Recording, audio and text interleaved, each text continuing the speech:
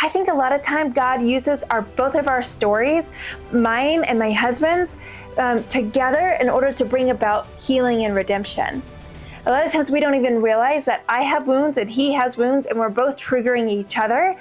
And so what's happening is this crazy cycle of anxiety and avoidance, and no one's being healed and no one's moving forward. And the same thing happens over and over again.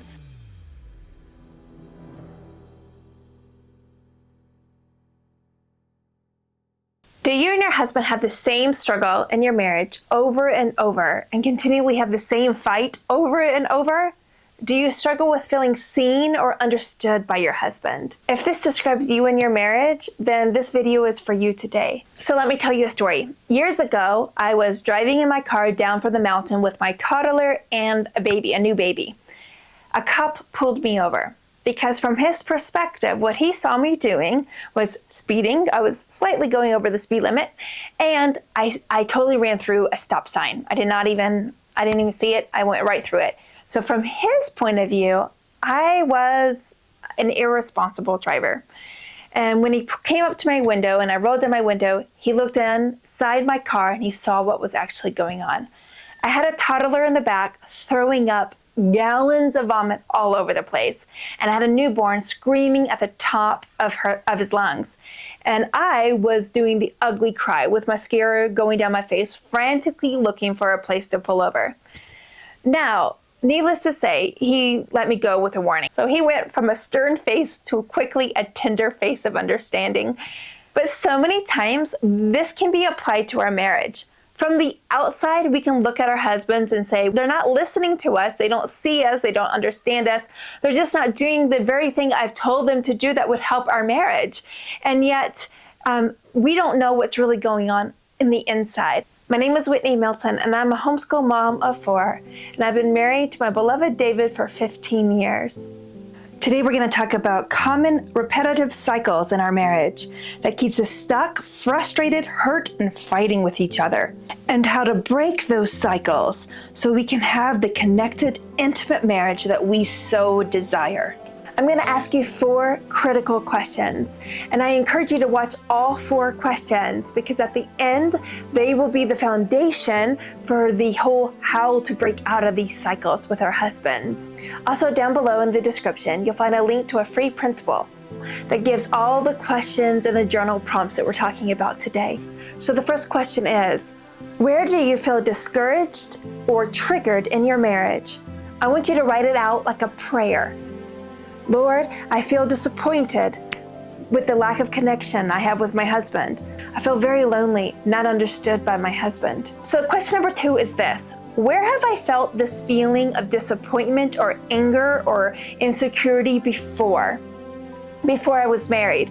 A lot of times we just assume at first that we're just mad at our husbands or we're just hurt by him, but what we don't realize is it didn't actually originate with him. Sometimes, yes, we do have wounds that are directly from our husband, but a lot of times we come into a marriage with a wound that needs to be healed. And guys, this is where the glory lies, because I think a lot of time God uses both of our stories, mine and my husband's, together in order to bring about healing and redemption.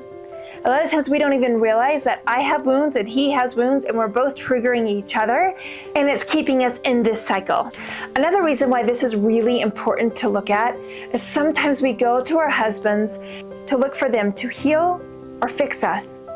We want them to reassure us of our own identity, worth, and value. Sisters, this is a sure guarantee to enter into this trigger cycle.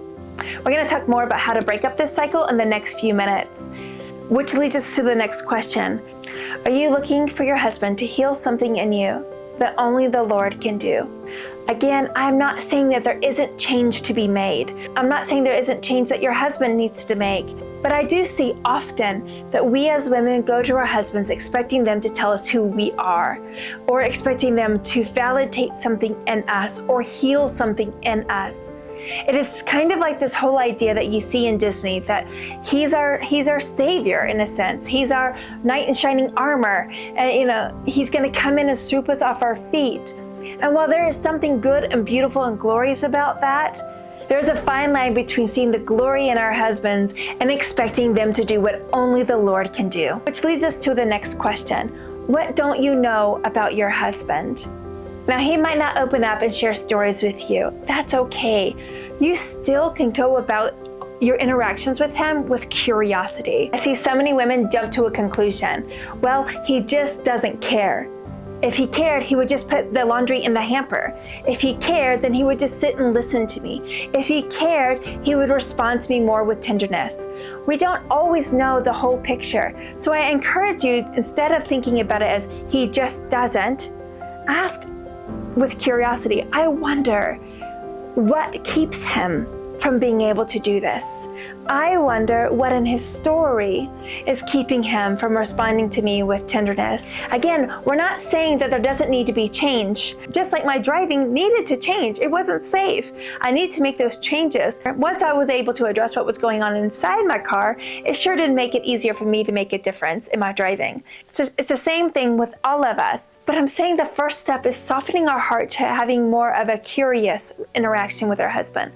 I wonder why this is difficult for him. And maybe instead of saying, he won't do these things for me, approach it with more of a tenderness of, I wonder why he just can't do these things for me quite yet. I wonder what kind of inner dialogue he's having with himself. If he's talking to me this way, I wonder how he's talking to himself. If he's not able to do this for me, when it seems so simple, I wonder what's going on in him that's causing this. When I started to be more curious with my husband, everything changed. My heart began to be softened for him. I began to look at him with more mercy and grace. I began to see him as human. When we step back and remember that our husbands are human, that perhaps it's not that they don't want to be everything we're asking them to be. It's just simply they're not able to be that right at this moment. There might be something in his own story, in his own path, in his own agreements that he has made that is keeping him from being what maybe he even really truly wants to be. So often we don't even realize that we are actually triggering our husbands and they're triggering us. And so we enter into having these fights and battles with our husbands over and over again. And so who's supposed to get off this roller coaster first? Whoever is ready for a change. I've heard so many women grumble that they always have to go first. But I want to encourage you that the truth is the Lord already went first for you. You're just to follow in his footsteps. So let's talk about some cycles and how we can break them. We're going to use an example of a Mark and a Sally, made-up couple. Sally has anxiety. She goes to Mark with all of her anxiety. What she doesn't realize is inside Mark is a lot of stories where his mom dumped a lot of anxiety and expected him to fix it as a kiddo. And as she brings her anxiety to Mark, he automatically inside feels anxious himself, feels frustrated with having to deal with this, and he feels the pressure of having to fix her. So what does he do? He avoids her. He turns his back, in a sense, to her. And what does that do to Sally? Automatically, what she sees on the outside is that he's turned away from me. Her anxiety skyrockets. So what does she do? She clamors after him even more. And what does that cause him to do? Push away even more. And so what's happening is this crazy cycle of anxiety and avoidance, and no one's being healed and no one's moving forward. And the same thing happens over and over again. Agreements are made. Sally would just say, he's a jerk. He doesn't care. He's turned away from me. He thinks that I'm annoying. And from his perspective, he's thinking, I can never measure up. I can never do this. I can never fix her.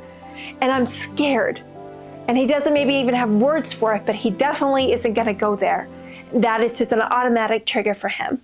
So how in this, for example, how can we take this cycle and do something different with it? Let's try again. Sally has anxiety.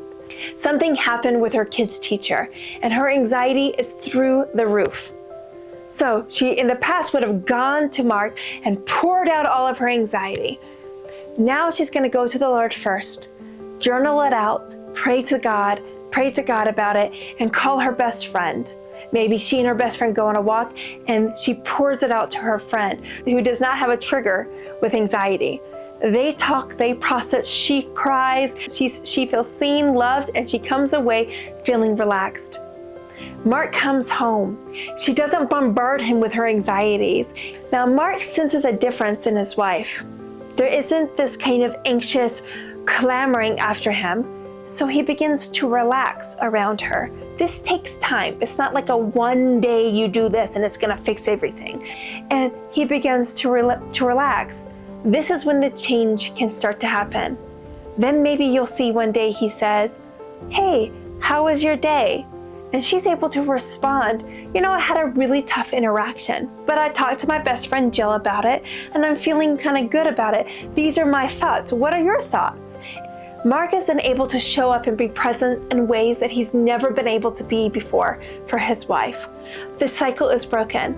Now, you might look at this and say, well, that's all on Sally. She had to do all the changing. Yeah, some of it starts with one person making a change. It's not that your needs don't matter. Your needs matter. Sally is getting her needs met by going to a friend and going to the Lord. But she's also having great mercy and understanding because she's practicing curiosity about Mark and his story. She's practicing that curiosity. She's able to be gentle towards him and meet him where he's at.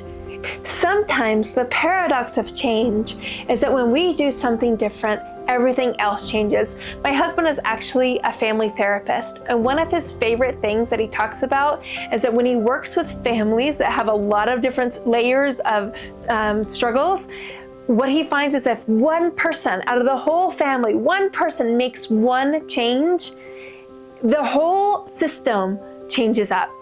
It's like throwing another ingredient into a cake. It's going to be different.